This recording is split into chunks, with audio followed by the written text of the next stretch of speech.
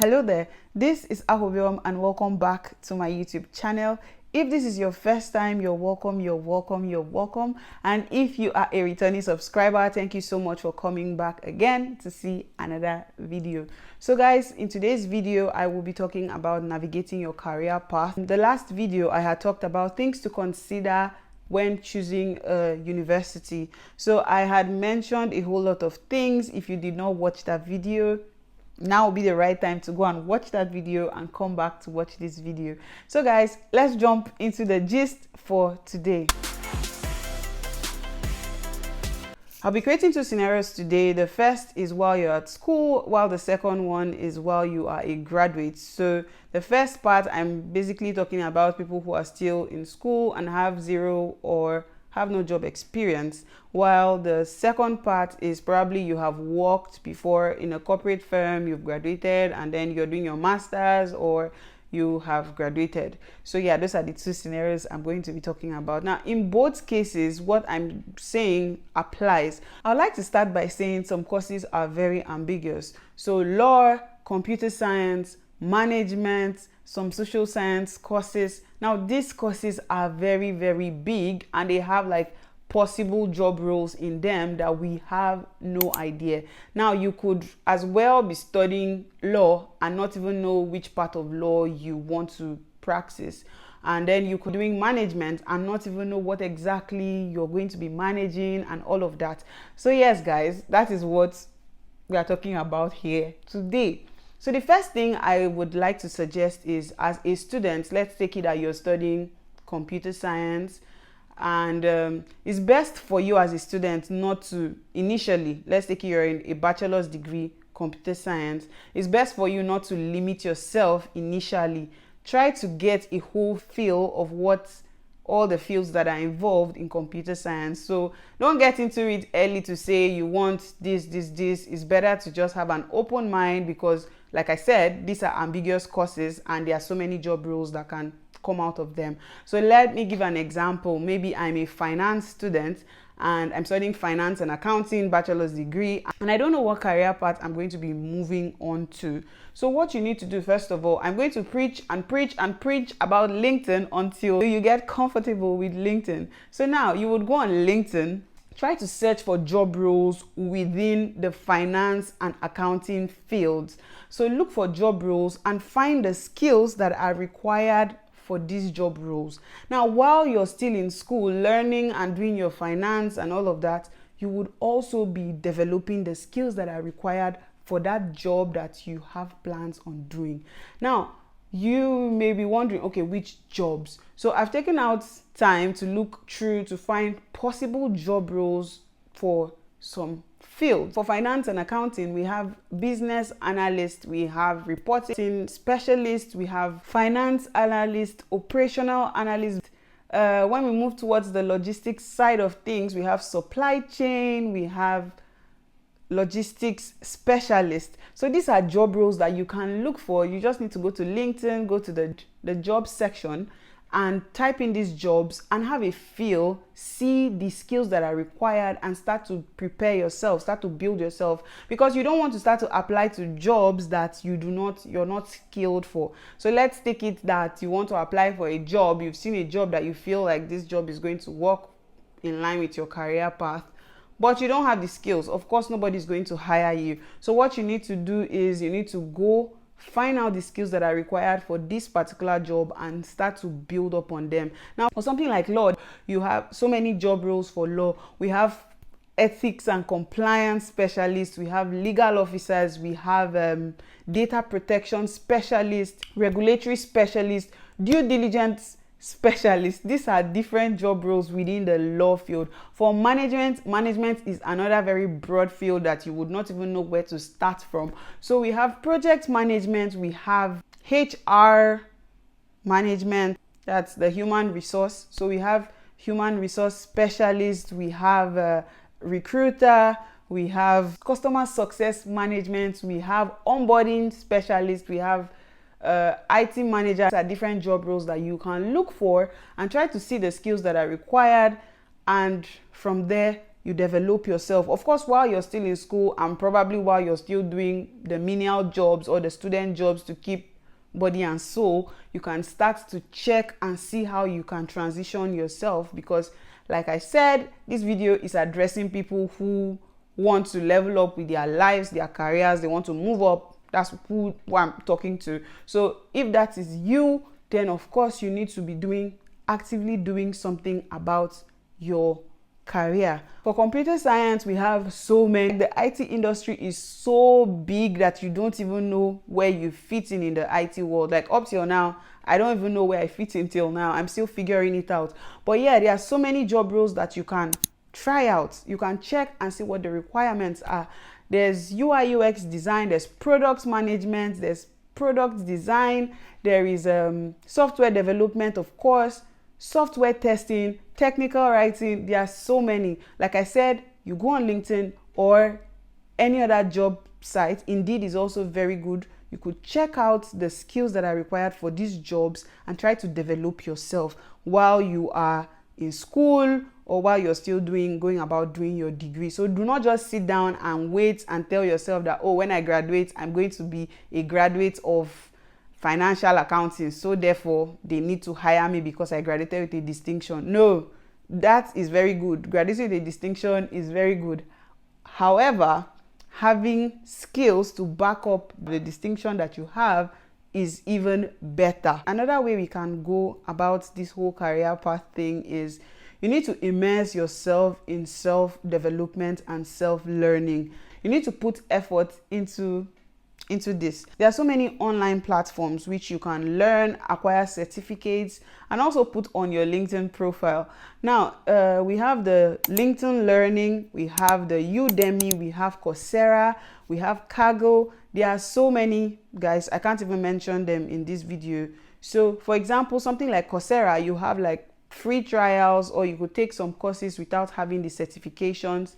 These are things that you can invest yourself in, invest your time in. So in order to move up in your career, you need to develop yourself by gaining the required skills. So step one, we figured out the skills that are required for certain job roles. Step two, we're taking active steps into gaining the knowledge that we need in order to get into those job roles that we have seen in step one. The next thing that is very important is networking. Guys, networking, like the things that I have learned from just talking to people and asking people what's up with their careers, I tell you, they have done more to me than even any of all these other steps. Of course, these other steps are really good, but networking is very key. Now, you need to get with the right network. You need to find people. When you see people, try to have conversations. What job do you do? If you hear someone tells you a job role, or they tell, okay, what do you do? And then they tell you, oh, for example, I'm a product manager. If you don't know what product manager is, just have that conversation. You can even ask them, what exactly is a product manager? What do you do? And from there, you go and research on it. Now, this is all part of networking. You can learn from just talking to people. You get to hear different things. And when it comes to the job market, the way the job market works, I'm going to have a different video for how to find jobs and all of that, and how to apply for jobs.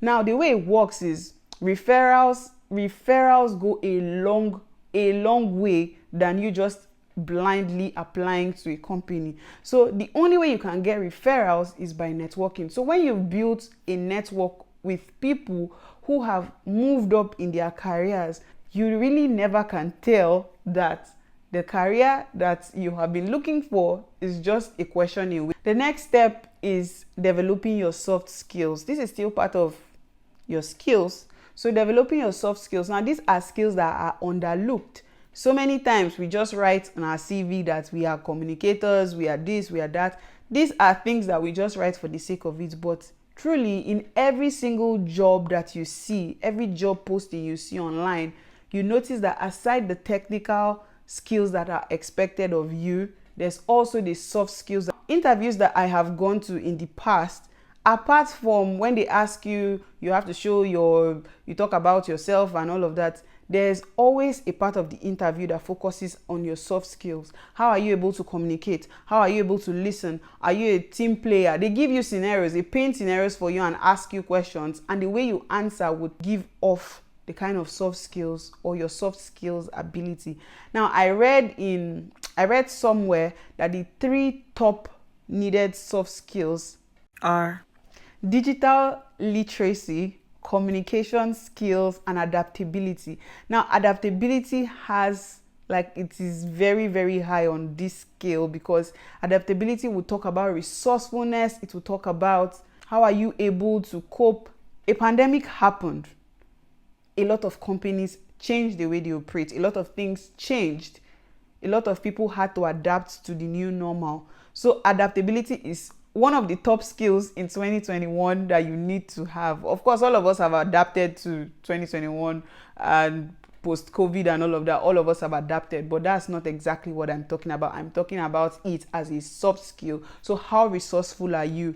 How, for example, like you said, adaptable. If something changes, if someone transitions from a job role, how dependent are you to fill in their gap while you're doing your own job? There are things like this that they would ask you and they would test you, and the way you answer would give it off whether you have these skills or not. So these are things that you also need to work on while you're navigating your career. So when you're checking for the technical requirements or the technical skills, the things that you need to develop on those job roles, also look and see what the soft skills required for this job are and tailor yourself towards that particular job. For you who is still in school and you're looking forward to the future, you don't know how to move on, these are things that you can do to strategically build yourself into the kind of jobs that you want to have when you eventually have them. So when you're applying also in your universities, you look out for internships. Are there internship opportunities? Are there volunteering opportunities that you can join in on? These are things that would help you to also add to your CV when it's time to actually get this job. Another thing that you can do is projects, so side projects. So anything that relates to the kind of jobs that you want to transition into, you need to start doing some side projects just to get used to the feel of things, so that when the time comes for you to apply for this job, you have a little bit of practical knowledge of what it is. So a lot of LinkedIn courses or a lot of Udemy courses normally have exercises and assignments and take-homes. These are things that you can get yourself involved with and try to do them and have a practical feel to things. So now let's take it that scenario B, you have graduated, you're doing your master's or whatever, you had job experience, so you've worked somewhere before. Now in this kind of situation, to navigate your career path in Poland, in the job market that is available, what you need to do is you need to be looking at jobs that are similar to the experience that you already have. Because when you're looking into applying to those jobs, it is your experience that will count in this case. Of course, you can randomly apply for a job you have no experience whatsoever, but I'm just saying that it is faster for you to move when you are looking for jobs within the fields that you already have a little bit of experience in than when you have no experience. Let's take it that you had experience in working as a HR person or a recruiter. Now, it is easier for you to apply for jobs that are within recruitment or within HR than it is for you to be moving to a different field of study or a different course entirely. So you can start there. Then while you are trying to get into your dream role or trying to get into one of the jobs that you think you want to do, you will still be developing yourself in those places. You're going to be looking in two ways. So you're looking on one hand to the field of study that you have experience, a little bit of experience in, and then you're looking on the other hand to this new job role that you're looking to move to. So that way you're not just moving all your energy to one side. Of course, you're developing yourself, gearing yourself up into getting here. But this place, don't forget, experience gives you an edge over just moving to a new place. So you need to use that to your advantage. Now, in Poland, the good thing about it is when you have strategically planned your career and you have gotten the skills and you have understood and you know exactly where you're going to. The good part about it is there's something called the EU Blue Card. Now, this card is for highly skilled professionals. Now, in Poland, in order for you as a foreigner to apply for this card, you need to meet some requirements, and some of them are part of your job because, like I said, they are for highly skilled individuals. So first of all, you need to be highly skilled. And how can you be highly skilled? You need to navigate your career and know exactly where you're headed so that you can put yourself in line to get that. And that criteria will be that you need to be earning a certain amount of money. And the only way you can earn higher is when you have planned your career move. So the higher you go, then you get qualified to apply for this card. So there are rewards to working hard at the end of the day. There are rewards to, of course, you would make more money and then you can apply for the EU Blue Card. Now, the EU Blue Card, this card allows you, first of all, to work within all the other member states. So all the other Schengen member states without a work permit. That's one advantage. And of course, you can bring your immediate family when you have the EU Blue Card. So as simple as navigating your career, making the right career moves it goes a long way into helping you in the future. So like I said in the previous video, simple things like choosing your university counts for a lot, same as navigating your career. That will bring me to the end of today's video.